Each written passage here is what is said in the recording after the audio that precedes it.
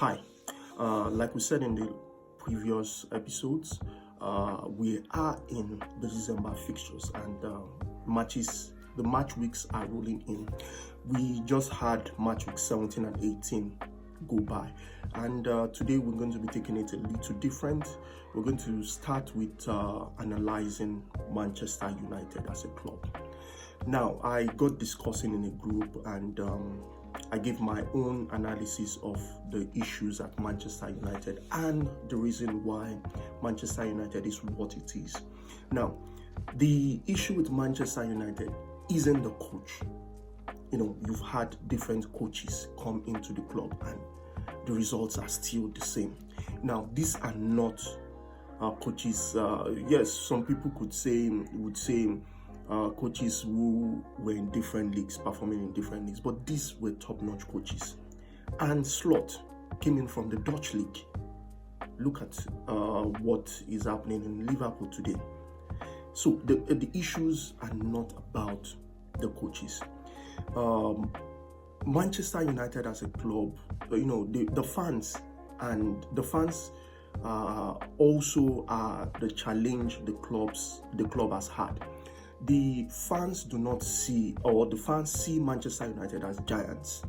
Yes, Manchester United as a club are giants, but in terms of performance, in terms of what is realizable now on the field of play, Manchester United aren't giants anymore. Now, the earlier the fans get to understand that, the better for the manager and the club. The issue with Manchester United has been the club itself, their underlying factors, the management of the club. Imagine a Manchester United with a stadium that is leaking. Amorim was in a press conference some days back and the room was leaking. A Manchester United, a giant. Now, the club has been run aground with the Glazer family. And over time, the players in the club have corroded the fabric of the club.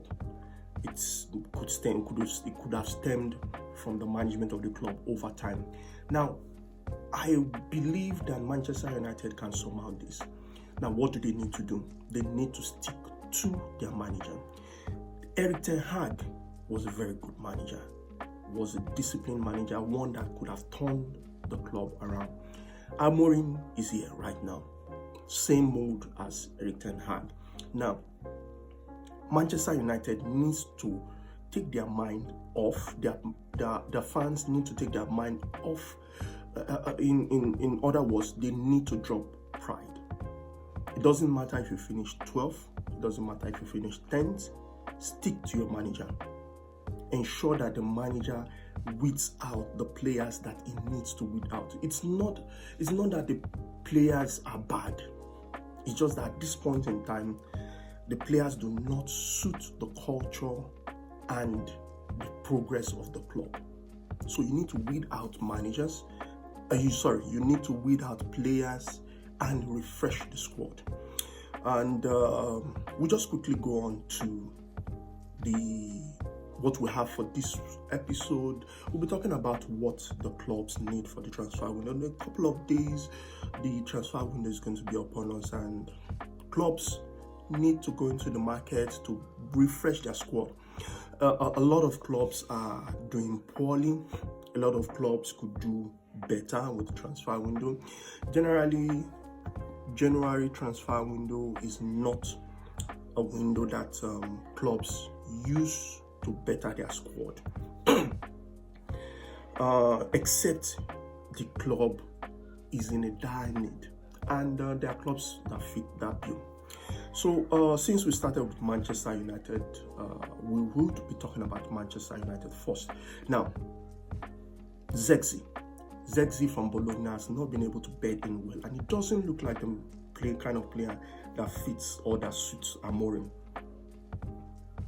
The manager, over time, has made this known. You have a Chido Obi Martin in the squad. The well-built, tall. He could do a bit. There are players, youth players that could stay on the bench understudy. You have Lamine Yamal of Barcelona. These are players who started young. English clubs need to start doing same thing in England. Chido Martin could come in, understudy the current striker they have now. Also, you need to do it with your left backs. You can have left backs that are going on injuries, as in going to injury every time. You need to do it with your left back and bring in a fresh new left back. Now, also, I would be stating this for the purpose of this particular episode. Now, I am of the opinion that not all the clubs, even though we have clubs that have injuries now, not all the clubs need to go into the January transfer window.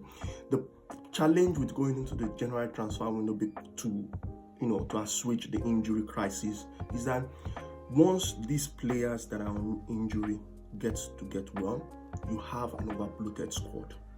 So it's better to make do with what you have and try to survive it. If it's not a long-term injury, try to survive it. Also, the model of Chelsea, in which the coach has been refreshing the squad, has been alternating the squad, is what the clubs must look into. Clubs like Madrid kept complaining about the fixtures, but those same clubs are busy looking at another competition, the Super League. So how does that really fit in? So it's all a political game. It's all political gimmicks.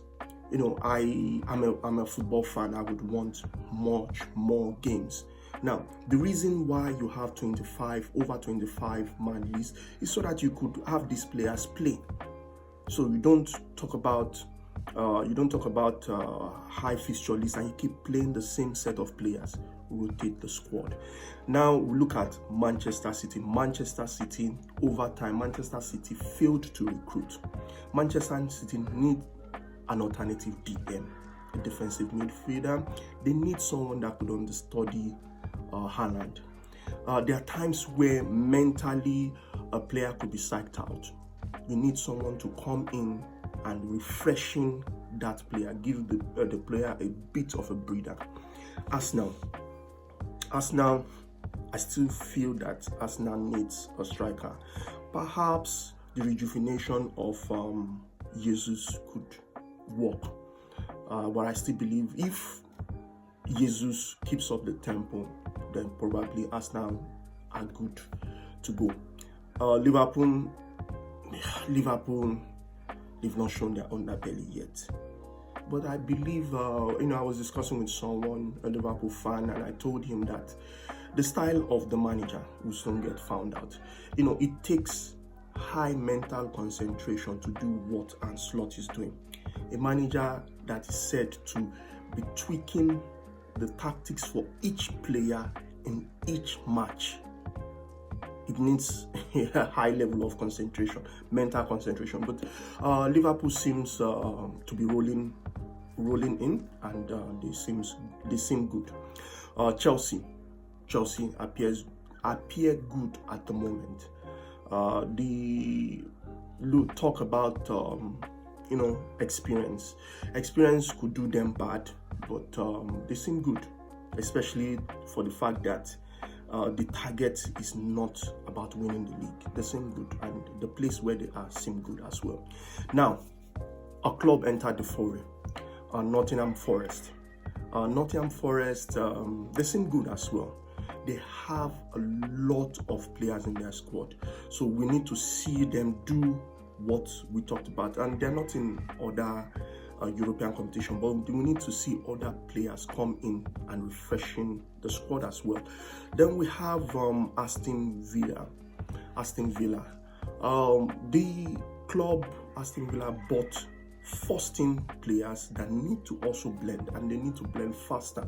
Probably that could give Aston Villa the necessary boost that they need. Also, lastly, we're looking at Tottenham. The issue with Tottenham is not about the players. The issue with Tottenham is not about going into the transfer window. Tottenham were able to go into the transfer window and get a striker. That was okay. And a couple of players that really blended in and that really suited their needs at the time. Tottenham have an injury crisis at their door. Now, the style of Ange Postecoglou is such that, let's take it this way, you have your body system, you drive your body system to the limit. It was going to wear out. Ange Postecoglou's high tempo, even when we play video games and we put our players on high tempo, high press, these players get to wear out during the match. Now you have players that he consistently uses in the league, uses in the European competition, uses in almost all the competition. High press game, high press game. He needs to rejig his strategy. Apart from rejigging his strategy in such a way that it gives him a winning momentum, he needs to rotate the players. Other players need to come in, refreshing his squad.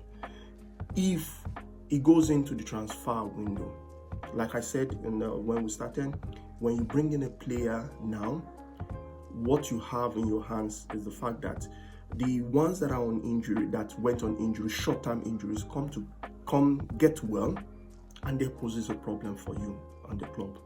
Next week we're going to be looking at the I made a prediction before the season started, and even a few weeks into the season, and I talked about making another prediction midway into the season. So next week we're going to be looking at the clubs that are going to finish top 7 in the EPL. Thanks for today. Like, share, and hit the notification bell.